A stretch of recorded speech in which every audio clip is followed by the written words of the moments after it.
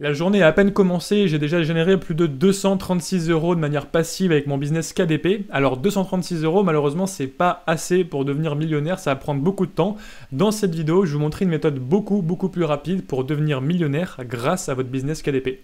Salut à tous, c'est Nico, bienvenue dans cette vidéo, j'espère que vous allez bien. Alors oui, millionnaire, KDP, etc. Non, je ne me transforme pas en vendeur de rêve, ça fait un peu putaclic, je le sais, mais restez jusqu'au bout puisqu'on va vraiment parler de devenir millionnaire et je vais vraiment vous montrer une stratégie découpée, mesurée, chiffrée pour devenir millionnaire, non pas en attendant pendant 20 ans d'avoir des royalties sur Amazon et de générer petit à petit son million, mais en revendant votre business KDP. Il faut savoir qu'un business KDP, ça a de la valeur, il y a des gens qui en vendent et il y a surtout des gens qui recherchent des business KDP à l'achat.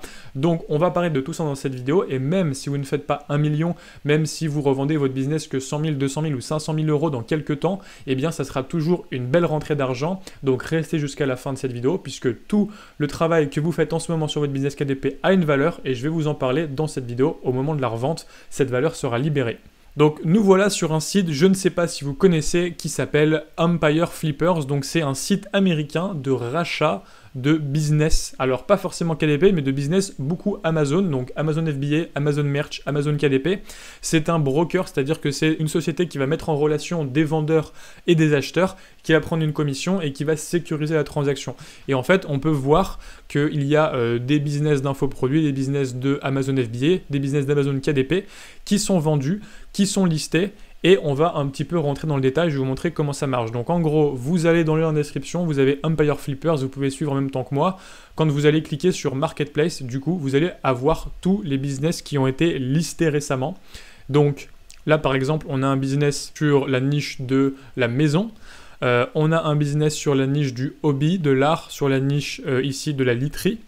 On a la monétisation, donc ici c'est un business Amazon FBA, ici c'est un business d'infoproduits, donc vente de formation, ici c'est un business de publicité, etc. Et par exemple ici un business KDP. Donc là par exemple, vous voyez, si on clique sur voir le listing, on a quelque chose de tout à fait raisonnable. On a un business qui génère 1900, donc c'est des dollars, et 1900 dollars de revenus nets de pub. Donc en gros, la personne dépense environ 400-500 euros dans son business Amazon KDP. Et donc là, on a même l'évolution des ventes avec l'évolution des dépenses publicitaires au cours du temps. Et donc, cette personne, elle vend son business avec un multiple de 40. Donc, vous prenez le monthly net profit, donc la différence chaque mois entre vos ventes, vos royalties et vos dépenses publicitaires, ça vous donne votre monthly net profit, vous le multipliez par 40 et ça vous donne le prix de vente de ce business. Donc ça ne veut pas dire que ce business va être acheté exactement à ce prix-là, mais en général on s'approche de ces multiples. En général, un business qui tourne bien, qui est passif, il se vend entre 30 et 40 fois le multiple du bénéfice mensuel, donc c'est quand même une super valeur. Ça veut dire que d'un coup vous empochez 30 mois de bénéfice au minimum, 30, 35, 40 jusqu'à 45 mois si vous marketez bien votre business et si votre business est de bonne qualité, on verra les critères après, directement dans votre poche. Donc ça c'est vraiment ultra puissant. Et là clairement je vous donne un exemple qui est à la portée de tout le monde avec 2000 dollars de bénéfice mensuel, un business qui vaut déjà 76 000 dollars. Donc sachez que votre valeur nette, votre patrimoine net, eh bien, c'est bien au-delà de ce que vous avez sur votre compte en banque, c'est aussi la valeur de votre business, il faut le savoir. Donc en gros, ici, on va aller maintenant trier par les types de monétisation. Donc je vais prendre Amazon KDP, j'applique, et puis je peux trier par prix, et donc comme ça, on va avoir uniquement des business Amazon KDP. Donc là, par exemple, on a les multiples, donc x40, x35, x43, x34, et on va aller ensuite s'intéresser à l'évolution de ces multiples et pourquoi certains business sont un multiple plus élevé que d'autres. Donc ici, 1900, donc c'est celui qu'on a vu. Ici, on a un gros business KDP. On a 54 000 dollars de bénéfices mensuels. Donc c'est assez important, comme c'est un gros business, et qui est vendu ici à 1 900 000. Donc ça inclut 2 comptes KDP. Donc bien sûr, on ne peut pas avoir plusieurs comptes par personne. Par contre, on peut avoir un compte par personne et donc un compte par personne morale. Donc si vous avez une holding avec plusieurs sociétés, vous pouvez avoir plusieurs comptes, c'est ce que font ces Américains. Là c'est un peu hors sujet, mais en gros ils peuvent vous vendre un package de comptes KDP qui sont associés chacun à des sociétés et c'est le cas probablement sur ce listing. Donc là vous avez 2 comptes KDP, vous avez des comptes auteurs, vous avez des comptes Ingram Spark, vous avez plusieurs comptes, etc.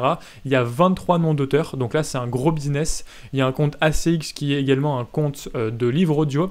Donc là on est sur un gros vendeur qui a 23 noms d'auteurs, différents produits, etc. Plusieurs comptes, donc là on achète un gros package, ok. Là maintenant on va aller voir d'autres exemples et puis ensuite je vais vous expliquer en détail ce que cherchent ces fonds qui rachètent des livres, qui rachètent des business. Donc ici on est quelque chose de beaucoup plus raisonnable qui est totalement atteignable. Quelque chose par exemple, je sais qu'il y a des membres de la communauté qui s'approchent de ce genre de résultats. Donc 12 000 $ de monthly net profit, donc 12 000 € par mois de bénéfices mensuels, avec un business qui est revendu 538 000 $. Et ici on est sur Amazon KDP qui a été créé en juin 2020. Et en gros, c'est des low contents qui ont été créés par un Italien et qui ont été également... donc en fait, ils ont été publiés sur le marché italien et ils ont été créés par des ghostwriters anglais. Bref, vous pouvez lire tout ça. Donc en gros, vous avez plein d'exemples. Allez lire, c'est vraiment hyper intéressant. Lisez les descriptions et regardez un peu ce qui est vendu. Faites la comparaison avec votre propre business. Est-ce que vous pourriez le vendre? Est-ce que ça pourrait vous intéresser? Est-ce que votre business est vendable? En tout cas, c'est des bonnes questions à se poser parce qu'il y a les revenus de maintenant, les royalties, mais il y a aussi la valeur à leur vente. Alors maintenant, j'aimerais vous détailler un petit peu ce process et comment ça fonctionne, qui achète. Donc en gros, ce sont principalement des fonds d'investissement qui vont racheter ça. Donc en fait, c'est des fonds qui sont spécialisés dans le business Amazon. Donc il y a beaucoup plus de fonds sur Amazon FBA, Amazon KDP, il y en a moins, mais ça arrive. Et en gros, c'est des gros fonds. Ils ont des teams, ils ont des process, ils ont du budget publicitaire, etc. Et ils vont acheter des business et ils vont les faire grossir et après, ils vont les garder pour générer des revenus. Donc en fait, eux, c'est comme s'ils achetaient un bien à retaper, ils le retapent et ils le louent. Et donc, ils ont un budget d'achat, donc ils s'endettent pour acheter des business Amazon, ou alors ils font des apports parce qu'ils ont des fonds, etc. Et ensuite, ils ont un gros budget qu'ils vont développer dans la publicité, dans la traduction des livres, dans développer d'autres produits autour des produits déjà best-sellers, etc. Donc en fait, ils recherchent des business qui sont déjà en place, ils ne veulent pas partir de zéro, mais ils recherchent également des business qui peuvent scaler, qui peuvent rendre disponibles sur toutes les marketplaces et qui peuvent scaler notamment avec du budget publicitaire parce que pas tout le monde a des dizaines de milliers d'euros à mettre dans la publicité. Or, ces fonds les ont. Et donc, en fait, c'est ça, c'est des achats groupés. Ils achètent plusieurs business, ils mutualisent les coûts. Ils ont des équipes qui gèrent tous les business et ensuite, ils font grossir tout ça et ils empochent les royalties. Donc il faut savoir qu'un business KDP, ça a de la valeur parce que vous êtes en ligne, vous êtes sur plusieurs marketplaces, vous êtes passif, c'est des business avec des petits prix, et donc pour toutes les conditions qui arrivent, la crise économique, l'inflation, etc., il y a des business physiques qui ferment, les prix de l'énergie qui augmentent, il y en a qui ne peuvent plus payer leur loyer, qui ne peuvent plus payer leurs locaux, etc. Donc les business physiques ont de plus en plus de mal à survivre, mais les business internet perdurent, et donc ça a de la valeur, il y a des fonds qui rachètent ça, ils sont pas fous, ils savent exactement la situation économique qui arrive, et pourtant, des gros fonds achètent des business à plusieurs millions, prennent le risque de plusieurs millions pour acheter votre business. Donc c'est quelque chose qui a de la valeur pour l'avenir et pour le moyen et le long terme. Par contre, ces fonds n'achètent pas tout et n'importe quoi. Ils vont pas acheter n'importe quel compte Amazon KDP ou n'importe quel compte Amazon FBA. Donc là, je vais vous faire la liste un petit peu des critères qui vont vous permettre d'augmenter votre multiple. En gros, on peut dire que tout business est revendable, mais après le multiple, ça va dépendre de la qualité du business. Et le but, c'est de revendre au maximum avec le plus gros multiple. Donc voilà, comment avoir un bon multiple. Donc en gros, les business evergreen ont plus de valeur que les business saisonniers. Pourquoi? Parce que ces fonds recherchent de la passivité, ils recherchent des choses qui sont facilement maintenables et facilement scalables. Donc si vous avez un business ultra saisonnier où vous êtes tout le temps dessus, ultra dynamique, à chaque saison vous republiez des nouveaux livres, etc., eh bien ça ne va pas forcément les intéresser. Ils préfèrent des choses qui sont passives, automatiques, qui peuvent améliorer petit à petit, plutôt que des choses qui font des one-shot, des coups saisonniers, etc. Donc evergreen, ça a toujours plus de valeur que le saisonnier. Également, le référencement organique, ça a plus de valeur que des ventes qui dépendent de la pub. Donc si, par exemple, vous avez 50% de votre chiffre d'affaires qui est dépensé pour la pub et que votre bénéfice, il est beaucoup basé sur vos ventes pub, ça a beaucoup moins de valeur que si vous avez des fiches qui sont organiques, qui sont implantées, référencées en haut des pages et qui vendent tout seul. Pourquoi? Parce que un business qui dépend de la pub, il dépend de la pub justement, il est moins solide et au moindre changement dans la pub, lorsque les enchères vont augmenter ou si la pub à un moment se passe mal, eh bien tout peut s'écrouler. Alors qu'un business qui a un référencement organique avec beaucoup de reviews et avec un référencement qui est là depuis plusieurs mois, plusieurs années, c'est du solide, et donc du coup ces fonds recherchent la solidité, la sécurité. Lorsqu'on met un billet de 2 ou 3 millions dans un business, on veut quelque chose de solide, on veut pas quelque chose qui oscille avec la publicité, avec les enchères. Ensuite, il y a également l'autorité dans la niche, donc ces personnes vont plutôt acheter des business dans lesquels vous dominez votre niche, donc ils vont préférer que vous ayez une seule niche avec 10 livres, que vous occupez le haut des résultats de recherche, parce que vous dominez la niche, vous empêchez vos concurrents de rentrer dans la niche, vous êtes un peu assis sur votre trône avec vos best-sellers et personne ne peut vous détrôner, ça a de la valeur. Par contre, si vous avez un livre dans chaque niche et que vous avez des petits best-sellers par-ci par-là et que globalement ça fait un beau revenu mais qu'en fait c'est dilué, ça va avoir beaucoup moins de valeur. Donc être expert dans sa niche, avoir un nom d'auteur installé, avoir une image de marque, avoir une liste email, avoir une communauté, avoir plusieurs best-sellers qui s'entrecroisent avec des ventes groupées et qui occupent une grosse partie d'une niche, c'est ça qui a de la valeur et c'est ça qui va faire monter votre multiple. Et ensuite, on a également le potentiel de scale, donc un business qui a un gros potentiel d'évolution va pouvoir être vendu plus cher. C'est tout simplement parce que le revenu futur va être plus élevé, donc forcément le multiple d'achat peut être plus élevé également. Donc si par exemple vous avez un business qui est ultra solide sur le marché FR et que vous ne l'avez pas développé sur les autres marketplaces européennes, ou alors votre business il est ultra solide sur le marché US et vous ne l'avez pas développé en Europe, ça a de la valeur parce que ces fonds peuvent rapidement prendre les livres, les traduire, adapter leurs équipes, lancer du budget publicitaire sur une nouvelle marketplace et scaler. Donc en gros, si vous avez déjà tout scalé, déjà tout ratissé et que vous êtes implanté de partout, ça a moins de valeur. Ça a moins de valeur qu'un business où il y a beaucoup de choses à faire. C'est un petit peu la même chose qu'en immobilier. Si vous achetez un immeuble tout refait, etc., c'est moins rentable que si vous achetez un immeuble à refaire. Donc forcément, ces fonds vont être intéressés par des choses qui ont une plus-value latente, qui permettent d'avoir une évolution et d'augmenter les revenus dans le temps.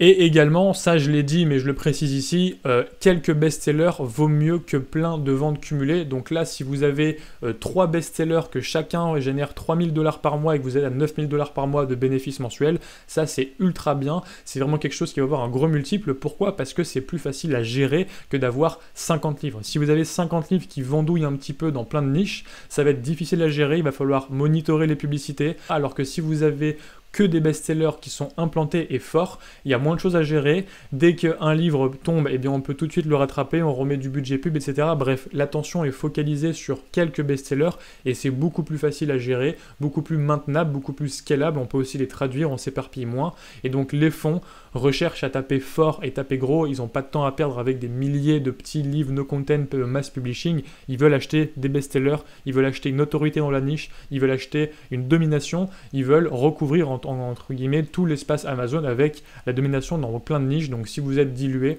forcément ça les intéressera moins que si vous êtes fort dans votre niche avec quelques best-sellers. Alors maintenant on va faire un petit exemple, un petit chiffrage et une sorte de simulation. Donc ici j'ai fait un petit tableau Excel avec les multiples, donc x30 c'est si jamais votre business est assez mauvais, il est dilué, vous avez par exemple trop de livres et pas assez de best-sellers, vous n'avez pas trop de potentiel d'évolution, vous dépendez un peu trop de la pub, vous avez eu des problèmes avec votre compte KDP, etc. Bref, ça peut faire descendre la valeur de votre business. Et puis à l'inverse, 40 ou 45, là c'est un business ultra solide avec peu de best-sellers qui sont très implantés, très organiques, dans des niches fortes, etc. Donc là, x40, x30. Donc j'ai pris le bénéfice mensuel et j'ai juste multiplié. Donc si vous avez 30 000 € par mois de bénéfices, ce qui est assez énorme, hein, on se le dit, vous avez par exemple un business qui peut se revendre entre 900 000 $ et 1,2 million. Donc là, je vais m'amuser, je vais mettre quelque chose de plus réaliste, par exemple 3 000. Donc si vous avez dans cette vidéo, si vous me regardez un business qui fait 3 000 € par mois, vous êtes concerné par ça. Donc vous avez un business qui vaut entre 90 000 et 120 000 €. Et donc si on divise par le bénéfice quotidien et si on divise par 10 livres, si vous avez par exemple 10 livres ou si vous avez 5 livres, ça fait 5 livres qui vendent à 20 € par jour. Donc c'est pas super difficile d'avoir 20 livres, d'avoir 5 livres qui vendent chacun pour 20 € par jour. Ça vous fait un bénéfice quotidien de 100 € par jour. Ça vous fait un bénéfice mensuel de 30 000 € par mois. Et donc, ça fait une valeur à la revente de entre 90 et 120 000. Donc, quasiment le prix d'un petit appartement, d'un studio. Donc, vous voyez, le travail que vous avez fait peut-être depuis 6 mois, 1 an, 2 ans, ça vaut déjà un appartement. Maintenant, si vous êtes un peu plus énervé, je sais qu'il y en a plein qui sont à peu près à ce niveau-là dans la communauté, vous avez 8 000 € de bénéfice mensuel, et bien sachez que ça vaut à peu près 300 000 € votre business. Donc, si au bout de 2-3 ans, vous avez travaillé pour avoir un business qui vaut 8 000 € par mois sur Amazon KDP, qui vous génère à peu près ça lissé sur l'année, Bien sûr, c'est pas que des mois à 8 000, hein, ça peut être Q4, vous faites 20 000, puis après vous faites 4 000, etc. Vous lissez, ça fait 20 000. Vous avez déjà un business qui vaut une maison, donc 300 000 euros, une maison, un bel appartement, un appartement dans une ville moyenne, etc. Donc c'est pas rien du tout, ça a vraiment de la valeur. Votre temps est récompensé à la revente. Donc voilà, je vous laisse faire un petit peu les simulations, regardez votre business, est-ce que votre business pourrait se revendre, est-ce que votre business a tous les critères d'un business qui a un bon multiple, dites-moi dans les commentaires combien vous faites de revenus par mois avec votre business et également combien du coup ça pourrait se vendre par rapport à ça et on va faire la liste et je suis sûr que vous aurez des bonnes surprises. Donc voilà, ça peut être un bel objectif maintenant de travailler pour la revente, ça peut vous permettre de vous motiver, des fois c'est pas facile au quotidien de se motiver sur KDP, il y a des hauts, il y a des bas, c'est difficile, il y a des dépenses, il y a des livres qui vous détrônent, vous n'arrivez pas forcément à ranker, etc. Bref, c'est difficile, c'est des émotions et c'est de la persévérance, mais ce qui peut vous aider à tenir, c'est de vous dire que tout ce que vous faites, ça a de la valeur et qu'un jour, vous pourrez revendre votre business. Et que tous les mois de travail, vous allez les libérer rapidement avec la revente et peut-être que vous allez réinvestir une partie de cette revente pour créer un nouveau business KDP et puis que vous prendrez le reste pour vous acheter une maison, un appartement ou tout simplement améliorer votre vie, investir dans l'immobilier, investir en bourse, j'en sais rien. Bref, vous allez pouvoir débloquer des fonds rapidement avec la revente de votre business. Donc si vous avez bien compris, un business qui contient quelques best-sellers forts a plus de valeur qu'un business qui a des dizaines et des dizaines de petits livres qui vendouillent un petit peu à droite à gauche. Donc j'en profite pour vous parler de mon nouveau programme d'accompagnement que vous avez déjà dû voir passer, qui est l'usine à best-sellers. C'est ma formation la plus avancée. C'est 17 étapes, une méthode en 17 étapes précise pour envoyer des livres dans les tops des ventes et créer des best-sellers. J'ai créé plusieurs best-sellers, mais 3 best-sellers ont généré en un an plus de 85 000 $. Vous pouvez le voir dans la vidéo précédente qui a été publiée la semaine dernière. Et donc dans ce programme, je vous apprends à créer des best-sellers. On se focalise sur des livres, on a des techniques avancées. C'est une formation avancée. C'est la formation la plus aboutie et la plus pro que j'ai créée depuis le début. Donc vous avez le lien dans la description pour rejoindre cette formation et vous avez également jusqu'à demain soir minuit pour profiter du prix de lancement. Ensuite, les portes seront fermées et il faudra attendre les prochains lancements. Donc c'est un prix ferme, c'est un prix définitif, vous ne retrouverez jamais ce tarif sur cette formation, c'est un prix de lancement, ça finit demain soir minuit, et si vous avez pour objectif de vendre votre business dans quelques temps et donc de créer des best-sellers, c'est le programme qu'il vous faut, il est dans la description. J'espère que cette vidéo vous aura plu et vous aura un peu ouvert vos horizons par rapport à votre business KDP, vous aura fait sortir la tête du guidon. Le business KDP, c'est du sérieux, c'est pas à prendre à la légère, on peut revendre, on peut devenir réellement riche avec un business KDP si on fait les choses bien. Et allez voir sur YouTube américain, il y a des personnes qui ont revendu leur business et qui en font la promotion, qui vous expliquent comment ça marche, etc. Donc c'est pas juste des listings imaginaires, c'est pas juste des propositions de vente ou quoi, il y a des ventes tous les mois et vous pourriez être l'une d'entre elles dans quelques temps. Donc c'est du réel, c'est du concret et ça peut vous motiver et ça doit vous motiver à partir de maintenant. Je vous dis à la prochaine pour d'autres vidéos, portez-vous bien, créez des best-sellers et j'espère qu'un jour vous revendrez votre business au prix qui vous convient. À bientôt, ciao ciao.